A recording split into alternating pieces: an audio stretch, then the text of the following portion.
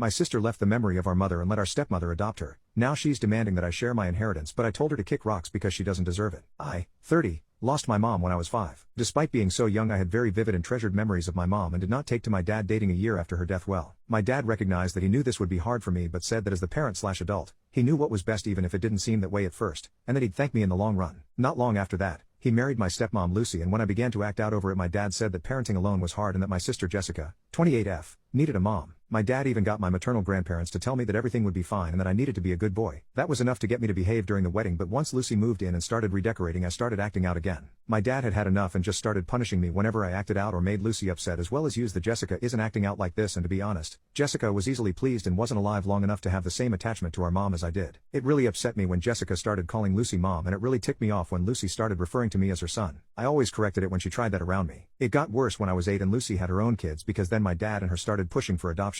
Jessica, obviously, had no problems with it, but I refused. My dad had my maternal grandparents come in again and tell me that adoption wouldn't be that bad, but I still refused. Lucy and my dad pushed for the adoption anyway, but thankfully the judge listened to my feelings in a private room and denied it. After that, therapy started, but it didn't last, so they also tried the "since you don't want to be a part of this family, you don't get X or you can't come do Y," but I was too stubborn for that method to work on me. The only one who I felt was on my side was my paternal aunt, who kept sticking up for me whenever she'd see what Lucy and my dad were trying to do. So when I turned 18, I went straight to her. It was when I became a legal adult that my maternal grandparents confessed that they were never okay with the situation, but my dad threatened to keep me and my sister away if they didn't show support. I was furious, so furious that I had my surname legally changed to my mom's maiden name, as I wanted nothing to do with my dad and only ever really talked to my paternal aunt. Fast forward to now, and my grandma has passed away. Grandpa died in 2020. And according to their will, only their legal grandchildren are to split a $250,000 inheritance, and since Jessica is legally Lucy's daughter, all she got was a framed photo of my mom and a letter. Jessica doesn't think it's fair and thinks I should share, but I told her to get money from her legal grandparents. It had been 2 years since the last time she'd spoken to either of my grandparents, while she frequently called and interacted with Lucy's parents. Jessica was never close to my mom's side of the family because she'd rather spend time with Lucy's family and or didn't want to hurt their feelings. I don't blame Jessica for choosing to be adopted. Now, I'm angry at her belief that she should get any money from my grandparents despite never showing an interest in having a relationship with them once she was 18 plus. They reached out numerous times, but she never bothered, yet has the belief that she's entitled to their money. That is what ticked me off. Small update.